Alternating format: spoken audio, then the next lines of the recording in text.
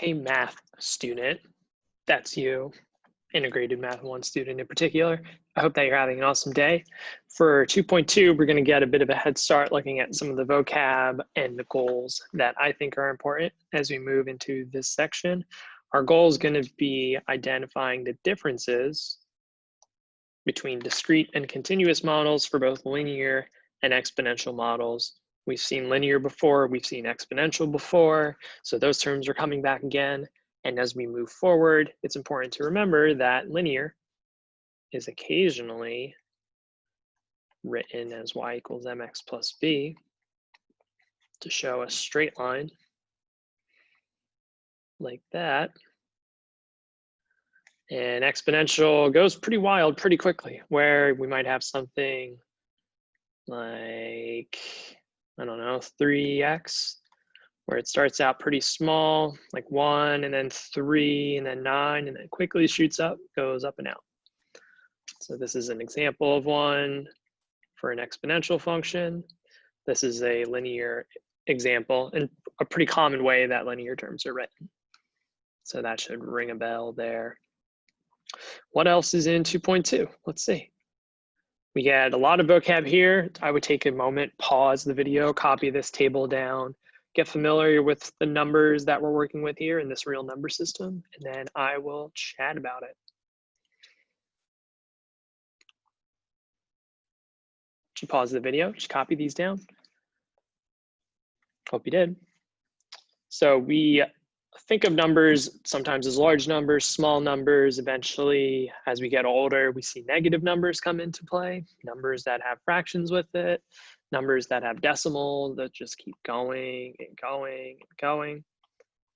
And so to give some characteristics here and some description as to the different types of numbers we can come across, we have this real number system. Thinking way back when in kindergarten or preschool, we probably learned these counting numbers starting with 1, then 2, then 3, then 4, then 5. Maybe in first grade or late kindergarten, you introduce the idea of 0, and it's very seldom that you start with 0, 1, 2, 3, 4, 5, you know, because when you're young, you're just counting based off of your fingers, like 1, 2, 3, 4, 5. Something interesting. Then you build in the idea of opposites or negative numbers. And that becomes another type of number you can come across. You then hit rational numbers that can be represented as the ratio of two integers, similar to the common difference, common ratio that we saw in 1.3. So we can rewrite numbers as a fraction, sometimes as a decimal. Those are all lovely. We see rational numbers that can't be represented as a ratio of two integers. So for example, pi, we normally just denote as 3.14, but truthfully, there are a bunch of digits that come after it. Same thing with these radical numbers. If you wanted to try this in your calculator, you'll get a long number with no particular pattern as to how it's going to keep going. And we say that these are all in the family of the real numbers. So that includes everything that we just talked about. So counting numbers are in there, whole numbers, integers, rational, irrational.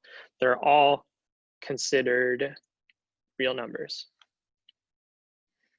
So as we move forward, we'll have that family of numbers.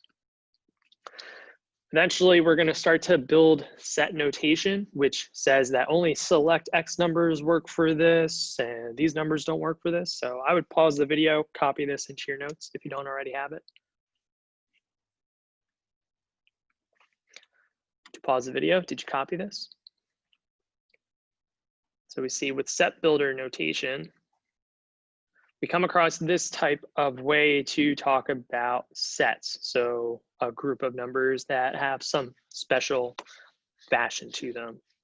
For example, with this bracket, so we call this a bracket, not your March Madness bracket, but a bracket. We say that X such that these conditions are met.